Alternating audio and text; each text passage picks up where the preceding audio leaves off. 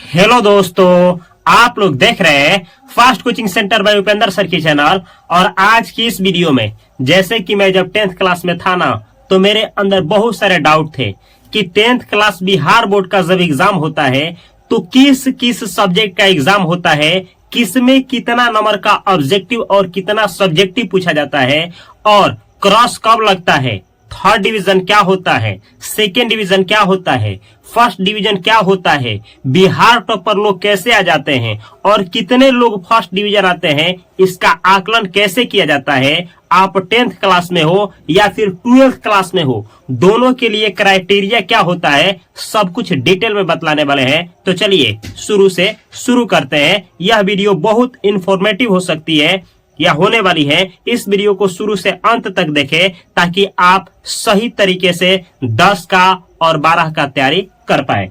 ये देखिए यहाँ लिखे हैं आपको 10th और 12th क्लास बिहार बोर्ड में है तो फर्स्ट डिवीजन, सेकेंड डिवीजन और थर्ड डिवीजन क्या होता है। सबसे पहले जानिए 10th क्लास के लिए, यहाँ पे 10th क्लास में 6 सब्जेक्ट आपको पढ़ने होते हैं। पहला होता है मैथ, इसमें आगे पीछे कर सकते हैं मैथ, यानी मैथ का अध्ययन करना होता है, इसका एग्जाम होता है। हिंदी, और होता है आपका संस्कृत, और होता है विज्ञान जिसे साइंस कहा जाता है, सामाजिक विज्ञान जिसे सोशल साइंस कहा जाता है, और अंग्रेजी जिसे इंग्लिश कहा जाता है। तो सब्जेक्ट आपके कितने हुए, 1 2 3 4 5 6, ये 6 सब्जेक्ट है। अब कुछ लोग क्या करते हैं, संस्कृत को हटा करके दूसरा सब्जेक्ट भी ले लेते हैं, उर्दू या कोई और भाषा, तो वो भी सही है। यानी 6 सब्जेक्ट आपको लेना होता है। इसमें क्या होता है सुनिए, मैथ जो होता है ये कंपलसरी होता है, यानी मैथ जो होता है वो 100 नंबर का पेपर होता है। कितना नंबर का, 100 नंबर का। ये सारे के सारे जो सब्जेक्ट है आपका 100 नंबर का ये पेपर होता है। समझना है अच्छा से ताकि हम आप लोगों को अच्छा से समझा पाए। ये 100 नंबर का, यानी टोटल कितना हुआ, टोटल जोड़ा जाएगा तो 600 हुआ, 600। लेकिन 600 में से ये इंग्लिश है, इसको हटा दीजिए, इंग्लिश को हटा दीजिए। इसका आप में यानी 600 है ना, तो 600 में से केवल 500 ही कंपलसरी होता है। अगर आप इसमें 20 नंबर, 50 नंबर, 100 में 100 नंबर भी लाते हैं तो इसकी इतना कम या अधिक लाने से आपके मार्क्स में कोई अंतर नहीं आता है। यानी आप इसमें फेल भी हो जाते हैं और बिहार से हैं तो कोई ज्यादा मैटर नहीं करता है। लेकिन ध्यान रखिएगा कि 12th में जब जाते हैं तो इंग्लिश बहुत बहुत बहुत इंपॉर्टेंट हो जाता है, इसलिए आप 10th में है तो इंग्लिश का तैयारी करना चाहिए। लेकिन इसका नंबर 10th क्लास में एक भी नंबर नहीं जुड़ता है, यानी इसको हटा दीजिए। बचा कितना, 500, यानी 500 नंबर का आपका एग्जाम होता है और उसमें होता है 100 नंबर मैथ। अब देखिए इसमें होता क्या है, ये 100 नंबर का जो मैथ होता है ना, इसको 2 भाग में बांट दीजिए, 2 भाग में। ये है 100 ऑब्जेक्टिव क्वेश्चंस पूछे जाते हैं। ऑब्जेक्टिव क्वेश्चन कितने आते हैं, 100, इसमें से 50 क्वेश्चंस आपको बनाने होते हैं। बाकी यहाँ देखिए 100 नंबर का जो होता है ना, वो 2 नंबरिया और 5 नंबरिया क्वेश्चंस मिला करके पूछे जाते हैं।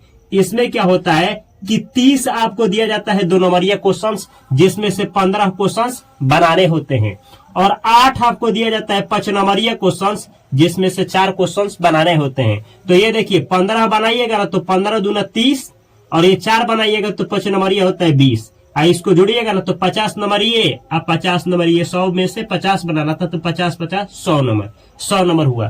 कहने का मतलब ये है कि 100 नंबर का पेपर होता है मैथ का, इसमें प्रैक्टिकल नहीं होता है। 100 ऑब्जेक्टिव क्वेश्चंस पूछे जाते हैं, इसमें से आपको 100 ऑब्जेक्टिव में से 50 क्वेश्चंस को बनाना होता है, वो भी सही सही या गलत बनाइए, लेकिन 100 में 100 लाने के लिए 50 आपको सही बनाना होता है। और यहाँ 2 नंबरिया 30 क्वेश्चन पूछे जाते हैं, जिसमें से 15 और 5 नंबरिया 8 क्वेश्चंस में से 4 बनाने होते हैं। तो 30 ये, 20 ये, 50 हो जाता है। तो 50 और 50 100 नंबर का ये पेपर होता है। अब आगे इसको समझिए, हिंदी। हिंदी में भी कितना, तो सेम ऐसे ही चलता है। इसमें भी जाइएगा ना तो इसको भी 2 पार्ट में बांट दीजिए। 100 रहेगा आपका क्या चीज, ऑब्जेक्टिव, इसमें से 50 आपको क्या करना होता है, तो गोला लगाना होता है। और बचा 100 नंबर का सब्जेक्टिव, जिसमें से आपका निबंध, पत्र लेखन, अपठित गद्यांश और संवाद लेखन, और इतना ही नहीं, बुक से क्वेश्चंस पूछे जाते हैं। यानी इसमें भी प्रैक्टिकल का एग्जाम नहीं होता है, ये भी 100 नंबर का ही पेपर होता है। इसमें यह संस्कृत, तो संस्कृत में जब जाइएगा तो इसमें भी ग्रामर और बुक दोनों से क्वेश्चंस पूछे जाते हैं। इसमें ट्यूशन भाग 2 है जहां से 14 चैप्टर है उससे क्वेश्चन पूछे जाते हैं, और ग्रामर है तो ये भी 100 ऑब्जेक्टिव होता है, जिसमें से कितना तो 50 ऑब्जेक्टिव को रंगना होता है, और आपका 100 नंबर का एग्जाम होता है जिसमें अपठित अनुच्छेद होता है, और अनुच्छेद के बाद निबंध आता है संस्कृत में। ये सारे होते हैं टॉपिक, ग्रामर से भी होते हैं, 16 क्वेश्चंस बुक से भी पूछे जाते हैं जिसमें 60 बनाना होता है, यानी सब मिला जुला करके कहे तो ये भी 100 नंबर का क्या होता है आपका पेपर होता है, जिसमें से 100 में 100 आप लाना चाहे तो ला सकते हैं या लाना होता है। अब पासिंग मार्क्स कितना होता है बतलाएंगे अभी। ये देखिए साइंस में प्रैक्टिकल होता है, प्रैक्टिकल होता है 20 नंबर का, इसमें भी होता है 20 नंबर का। तो जब 100 में से 20 हटा दीजिएगा तो 80 बचा यहाँ भी, 80 बचा यहाँ भी। अब देखिए 80 होता है ना, तो 80 को 2 पार्ट में बांटिए, ये 80 और फिर 80। अब ये 80 जो आप देख रहे हैं इसमें से ये ऑब्जेक्टिव है, 80 ऑब्जेक्टिव पूछे जाते हैं, उसमें से 40 ऑब्जेक्टिव आपको बनाना होता है। और सेम यहाँ भी देखिए सेम, इसको भी 80 को 2 पार्ट में बांट दीजिए। 80 ऑब्जेक्टिव पूछे जाते हैं जिसमें से 40 आपको बनाना होता है, और आपको बचा कितना 80। तो 80 जो होता है ना, इसमें से आपको 2 नंबरिया और 5 नंबरिया क्वेश्चंस पूछे जाते हैं। यानी कहने का मतलब क्या है कि देखिए 80 नंबर का ही आपका इसका और इसका पेपर देना होता है। 20 नंबर प्रैक्टिकल होता है, 20 नंबर साइंस में और 20 नंबर सोशल साइंस में प्रैक्टिकल का। अब प्रैक्टिकल का नंबर कैसे मिलता है तो लोग पैसा दे देते हैं, कॉपी लिखना होता है, कॉपी लिख करके जमा कर देते हैं। अब स्कूल वाले जितना 20 में किसी को 18, 15, 10, 8 ऐसा करके स्कूल में जितना जैसा स्कूल होता है वैसा दिया जाता है। तो ये है।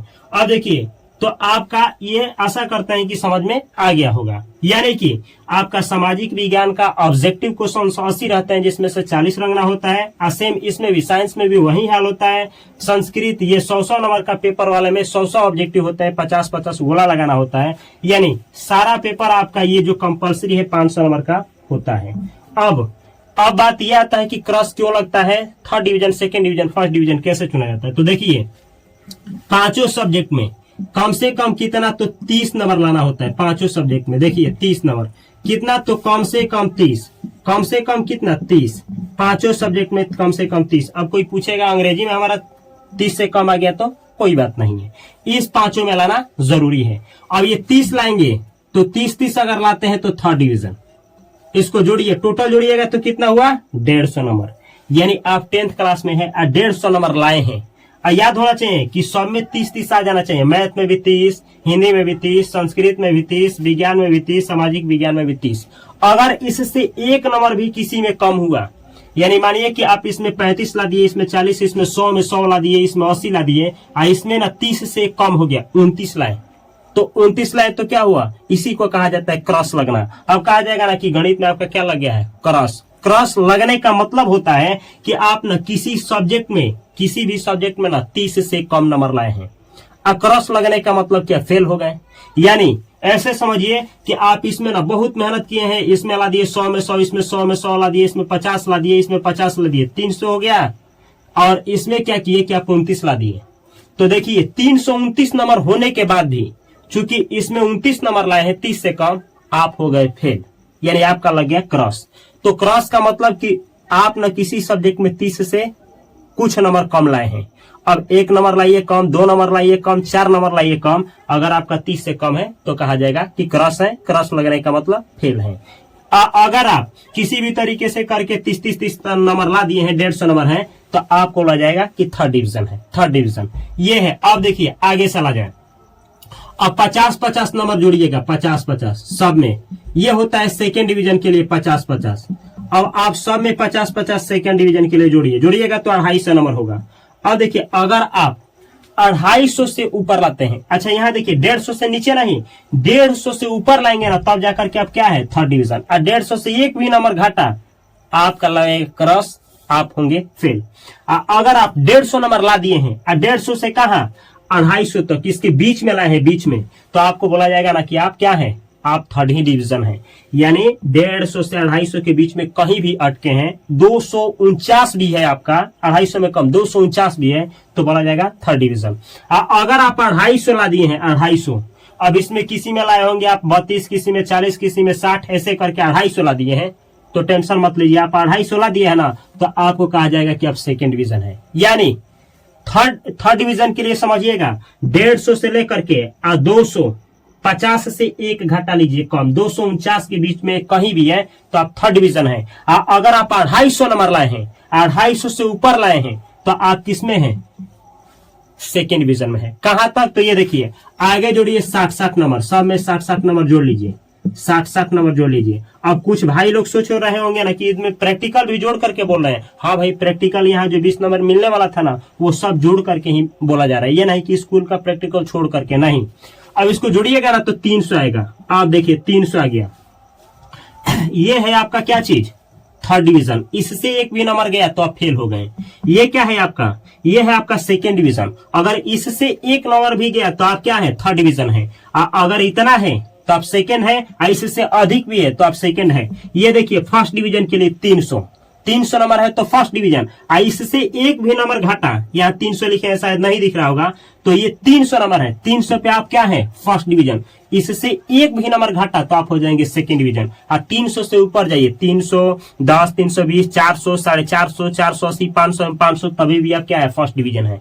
अब सवाल ये आता है कि बिहार टॉपर कौन होता है? तो बिहार टॉपर का मतलब होता है भाई कि बिहार में 38 जिले हैं, 38 जिलों में जो सबसे ज्यादा नंबर लाया है। अब कितना ज्यादा लाया जा सकता है पता नहीं है। कोई मानिए ऐसे समझिए, कोई लाया है 495, कोई लाया है 496। ये दो लोग सबसे ज्यादा लाए हैं बिहार में, तो जो 496 लाया है उसको बिहार टॉपर माना जाएगा। तो इस तरीके से आशा करते हैं कि आपको थर्ड डिवीजन का मतलब 150, और ये देखिए सेकेंड डिवीजन का मतलब 250। इसके बीच में कहीं अटका तो वह है थर्ड डिवीजन, और 250 है, 250 से ऊपर है लेकिन क्या है? 300 से कम, तो वह है आपका सेकेंड डिवीजन। 300 है चाहे 300 से ऊपर है, यह है आपका फर्स्ट डिवीजन। और पूरे बिहार में सबसे ज्यादा लाया है, इसका मतलब वो बिहार टॉपर है। इस तरीके से आकलन किया जाता है फर्स्ट डिवीजन, सेकेंड डिवीजन और थर्ड डिवीजन का। अब चलिए देखा जाए इंटर में कैसे आकलन किया जाता है। तो देखिए इंटर का जो, अगर आप किससे? साइंस से है और मैथ लिए है तो समझा रहे हैं। ये देखिए मैथ में जाइएगा ना तो 100 नंबर का पेपर होता है। हिंदी का भी, उसमें हिंदी भी होता है 100 नंबर का, इंग्लिश भी होता है 100 नंबर का, सब नंबर जुड़ता है। फिजिक्स भी होता है 100 नंबर का। ये देखिए 100 नंबर का आपका क्या होता है? केमिस्ट्री 100 नंबर का, 1 2 3 4 5 पेपर यहाँ भी होता है। 500 नंबर का एग्जाम यहाँ भी होता है। इसमें सब कंपल्सरी होता है, आप सब में फेल होंगे, सब में पास होंगे। समझ जाइए 500 नंबर का ये एग्जाम होता है। अब इसको थोड़ा अच्छा से समझिएगा। ये देखिए इसमें भी जाइएगा ना तो 100 नंबर के एग्जाम में 2 पार्ट में 100 कर लीजिए, 100। अब ये देखिए 100 ऑब्जेक्टिव में से 50 आपको गोलियाना होता है, और 100 मान करके चले कि सब्जेक्टिव होता है 2 नंबरिया और 5 नंबरिया, तो इसको भी 50 नंबर का एग्जाम यानी बनाना होता है। तो 50 से 50 मिल करके हो जाता है 100। यानी 100 आपको गोला दिया रहेगा जिसमें से 50 क्या करेंगे? आप गोला रहेंगे, और 100 नंबर का 2 नंबरिया 5 नंबरिया सवाल आएगा जिसमें से 50 नंबर का बनाना होता है। इस तरीके से 50-50 मिल करके ये 100 हो जाता है। और ये देखिए हिंदी में भी सेम यही चलेगा, यानी 100 बार दीजिए, 100 बार दीजिए, और इसमें से 50 क्या होगा? गोला रंगना होता है, और 50 इसमें से बनाना होता है। इसमें बुक से और ग्रामर से दोनों से क्वेश्चंस पूछे जाते हैं हिंदी में। यहाँ देखिए इंग्लिश, तो इंग्लिश में भी सेम ऐसे ही होता है, सेम ऐसे ही 100 बार दीजिए, बुक और ग्रामर दोनों से क्वेश्चंस रहेंगे। 100 रहेगा ऑब्जेक्टिव जिसमें से 50 बनाइएगा, और यहाँ भी 100 रहेगा जिसमें से 50 बनाना होता है, 2 नंबरिया और 5 नंबरिया सब मिला जुला करके। अब ये देखिए अब आएंगे जब फिजिक्स में, तो फिजिक्स में जब आएंगे ना तो 70 नंबर का एग्जाम होता है। कितना नंबर का? 70 नंबर का। 30 नंबर होता है प्रैक्टिकल। अब ये 70 नंबर का एग्जाम होता है तो इसको बांट दीजिए 2 भागों में, 70 और 70। अब ये 70 नंबर जो है ना 70 ऑब्जेक्टिव होंगे जिसमें से 35 आपको बनाने होंगे, और ये देखिए 70 सब्जेक्टिव होंगे, 2 नंबरिया 5 नंबरिया मिला करके सब, जिसका आंसर आप लोगों को सब्जेक्टिव में करना होगा। सेम ऐसे ही यहाँ देखिए ये भी आपका क्या है? केमिस्ट्री है ना, तो इसमें से 70 नंबर का ही एग्जाम होगा, 30 नंबर का प्रैक्टिकल होता है। अब ये 70 है ना तो इसको 70 2 भागों में बांटिए। ये है 70 ऑब्जेक्टिव जिसमें से 35 सब्जेक्टिव बनाने हैं, और ये है 70 सब्जेक्टिव जिसमें से 35 नंबर का आपका सब्जेक्टिव 2 नंबरिया 5 नंबरिया मिल करके बनाना होता है। अब सब जोड़िएगा ना, तो सब जोड़िएगा तो कितना होता है? 500 का होता है। और ये 30 प्रैक्टिकल है तो 60 नंबर इसमें से घटा दीजिए। यानी जब घटाएंगे ना तो 400 कितना है? 440। ये जो 440 है इतना का एग्जाम होता है और 60 नंबर का प्रैक्टिकल होता है। 60 में से आपको जितना स्कूल वाले देना चाहे, 60 में से 20 देना चाहे, 40 देना चाहे, वो अलग अलग स्कूल के ऊपर निर्भर करता है। यानी ये देखिए 500 का एग्जाम होता है सब मिला जुला करके बात किया जाए तो इसमें भी क्या सेम यही नियम चलेगा। 30-30 है तो आप क्या है, थर्ड डिवीजन है, और ये 50-50 है तो सेकेंड डिवीजन, और यानी कि इसके बीच देखिए 150 से कम है तो यहाँ भी वही सेम सिस्टम फेल। 150 है तो थर्ड डिवीजन, इसके बीच में है 150 और 250 के बीच में है तो क्या चीज, थर्ड डिवीजन, और 250 है या 250 से ऊपर है तो सेकेंड डिवीजन, और ये देखिए 250 और इसके बीच में तो सेकेंड डिवीजन, 300 है तो फर्स्ट डिवीजन, 300 से ऊपर है तो सेम वही फर्स्ट डिवीजन। यानी जो नियम यहाँ पे अप्लाई हुआ था वही नियम यहाँ पे अप्लाई होता है। बस अंतर है यहाँ कि यहाँ देखिए फिजिक्स और केमिस्ट्री 100 नंबर के पेपर होते हैं, 30 नंबर का प्रैक्टिकल होता है। तो यह रहा छोटा सा वीडियो जिसमें मैंने जितना संभव हो सका समझाने का प्रयास किया है। अगर आपको किसी भी तरह का लेकर के कुछ भी डाउट है कि इसमें कहाँ से क्वेश्चंस आते हैं, कौन कौन सा बुक पढ़ना होता है, कौन सा टॉपिक पढ़ना होता है, तो सब कुछ कवर करेंगे। बस इस वीडियो के कमेंट बॉक्स में कमेंट करिए और इस वीडियो को अपने दोस्तों और भाइयों के पास अवश्य शेयर करिए, ताकि जो भी पढ़ने वाले हैं 10th क्लास या 12th क्लास का तो बेहतरीन तरीके से तैयारी कर पाए। अगर वीडियो इन्फॉर्मेटिव लगा हो तो इस चैनल को सब्सक्राइब करना और बेल आइकन की घंटी को दबाना ना भूलें। मैं मिलता हूं अगली वीडियो में बेहतर कंटेंट के साथ, तब तक के लिए आप सभी को तहे दिल से नमस्कार। Thanks for watching this video अच्छा लगा हो तो फेसबुक, इंस्टाग्राम और हर एक जगह पे fast coaching centre by Upendra sir को ज्वाइन करना ना भूलें। और यहाँ है आपका 10th क्लास का बहुत इन्फॉर्मेटिव वीडियो, इस वीडियो को देखना ना भूलें।